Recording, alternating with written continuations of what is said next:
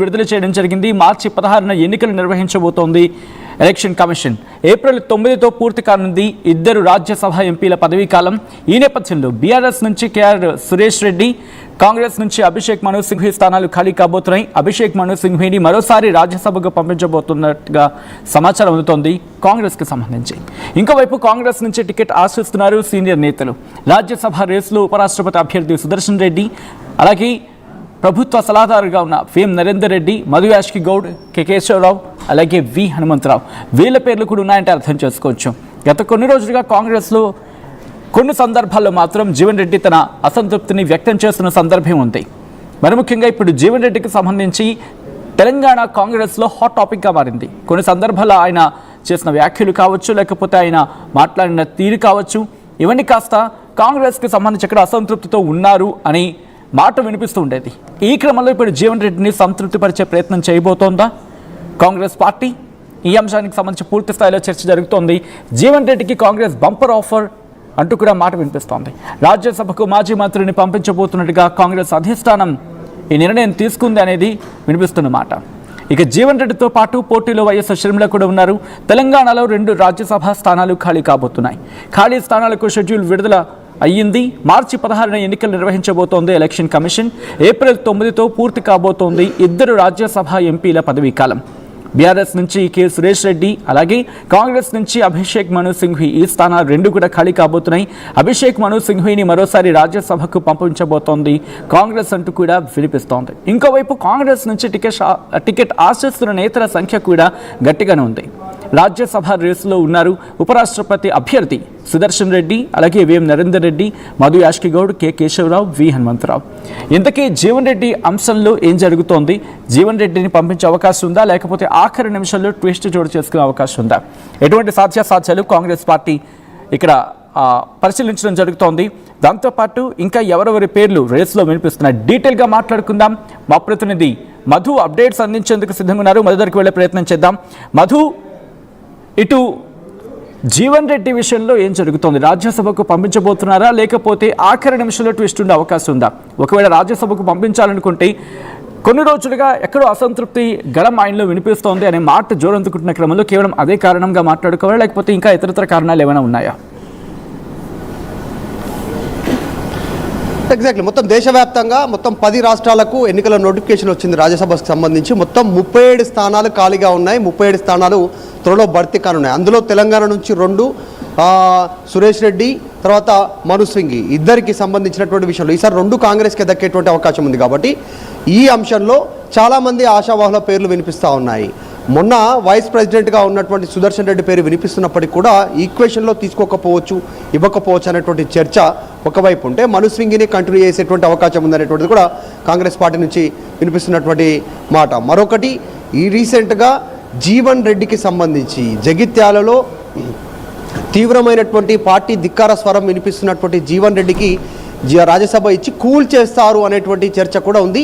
యాక్చువల్గా జీవన్ రెడ్డికి ఈరోజు కేసీ వేణుగోపాల్ నుంచి ఫోన్ వచ్చింది. ఆయన ఢిల్లీ వెళ్ళాలి, హైదరాబాద్ వరకు వచ్చి తిరిగి మళ్ళీ జగిత్యాల వెళ్ళిపోయారనేటువంటి వార్తలు గుప్పమంటున్నాయి. నిజంగా జగిత్యాలలో ఆయన తీవ్ర అసంతృప్తిగా ఉన్నారు. అక్కడ బీఆర్ఎస్ నుంచి గెలిచి కాంగ్రెస్ పార్టీలోకి వచ్చినటువంటి సంజయ్ ఆధిపత్యం నడుస్తూ ఉంది. సో ఆ విషయంలో అయినా మొదటి నుంచి ఉన్నటువంటి కాంగ్రెస్ పార్టీ నాయకులకు, కార్యకర్తలకే ప్రాధాన్యత ఉండాలి, ఇట్లా వలస పక్షులకు ఉండొద్దు అనేటువంటి ఒక ఆయన బలమైన వాణి వినిపిస్తూ ఉన్నారు ఆయన పార్టీ అధిష్టానం ముందు డైరెక్ట్గా.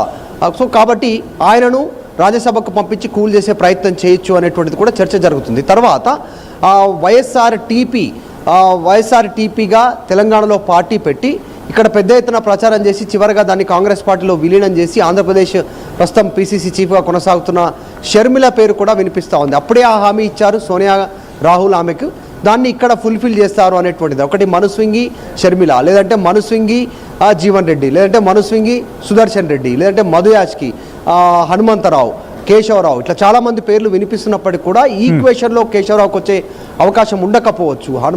వి హనుమంతరావు కూడా ఇప్పటికిప్పుడు రాజ్యసభకు పంపేటువంటి సిచ్యువేషన్ ఉండకపోవచ్చు. ఎందుకంటే ఆయన ఆల్రెడీ గతంలో ఆయన పనిచేస్తారు రాజ్యసభ ఎంపీగా. తర్వాత మధు యాష్కి గౌడ్కి ఛాన్స్ ఉంటుందా, బీసీ ఈక్వేషన్లో కోటాలో ఉంటుందా అనేటువంటిది కూడా చర్చ కొనసాగుతూ ఉంది. మరి ఈ ఈక్వేషన్లో ఎవరికి దక్కేటువంటి అవకాశం ఉంది? కాంగ్రెస్లో మొదటి సంవత్సరం వరకు పార్టీలు అధికారంలోకి వచ్చిన తర్వాత ఓడిపోయిన వారికి ఎలాంటి పదవులు ఇవ్వమనేటువంటి వాళ్ళు నిర్ణయం తీసుకున్నారు. సో అది 2.5 సంవత్సరాలు కావస్తా ఉంది కాంగ్రెస్ అధికారంలోకి వచ్చి. కాబట్టి ఆ ఈక్వేషన్లో మధుయాష్కి ఏమైనా ఛాన్స్ ఉంటుందా అనేటువంటి చర్చ అయితే కొనసాగుతుంది. ప్రస్తుతం పెద్ద ఎత్తున ఆశావాహులు ఉన్నటువంటి పరిస్థితి ఉంది. ఇంకొకటి కొత్త ఈక్వేషన్గా అజారుద్దీన్ పేరును కూడా తెరపైకి తెచ్చే ప్రయత్నం చేయనున్నట్టుగా తెలుస్తూ ఉంది. ఆయనది కూడా ఏప్రిల్లోనే ఏప్రిల్ లోపల ఎమ్మెల్సీగా ఎన్నిక కావాల్సి ఉంటుంది. అప్పట్లోగా మళ్ళీ మంత్రిగా కొనసాగాలంటే సో ఇప్పటికిప్పుడు ఎమ్మెల్సీ ఎన్నికలు దరిదాపుల్లో లేవు.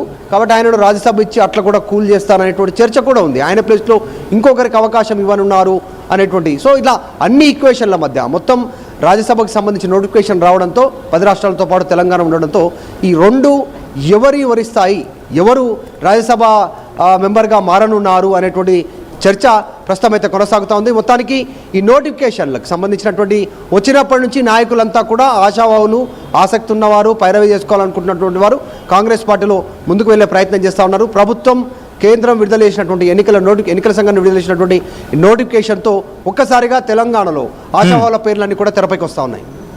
బట్ ఇక్కడ వేం నరేందర్ రెడ్డి పేరు కూడా తెర మీదకి వినిపిస్తోంది. ఆల్రెడీ ఆయన ప్రభుత్వ సలహాదారుగా ఉన్నారు. ఉన్నప్పటికీ కూడా ఇప్పుడు మళ్ళీ రాజ్యసభకు పంపించే అవకాశం ఉందా? ఎందుకు ఈ పేరు వినిపించడం జరుగుతోంది?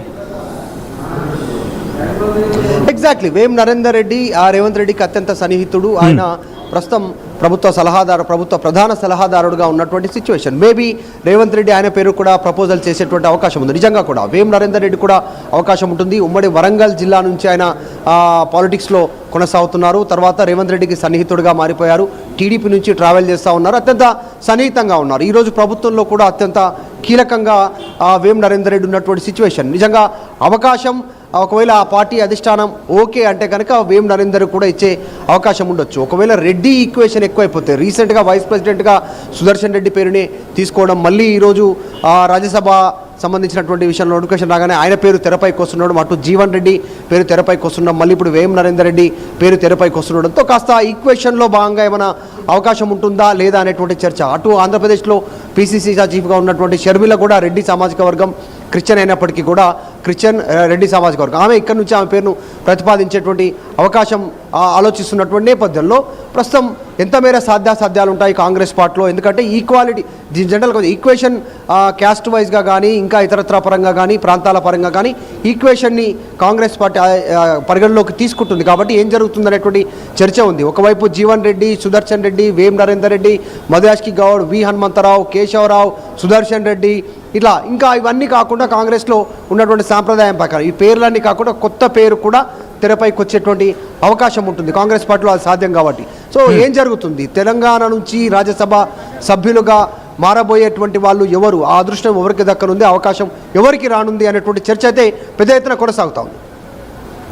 రైట్, అంటే ఈక్వేషన్స్ గురించి మాట్లాడుకునే సందర్భంలో, ఎందుకంటే గతంలో కూడా చూస్తాం ఎమ్మెల్సీ ఎన్నికలకు సంబంధించి కావచ్చు, లేకపోతే క్యాండిడేట్ని చూస్ చేసుకునే విషయంలో కావచ్చు, ఆ తర్వాత జరిగిన విషయాల్లో కావచ్చు, ఒక స్క్రూటినీ పద్ధతి కావచ్చు, ఇవన్నీ కాంగ్రెస్ పార్టీ వ్యూహాత్మకంగా వ్యవహరిస్తోంది.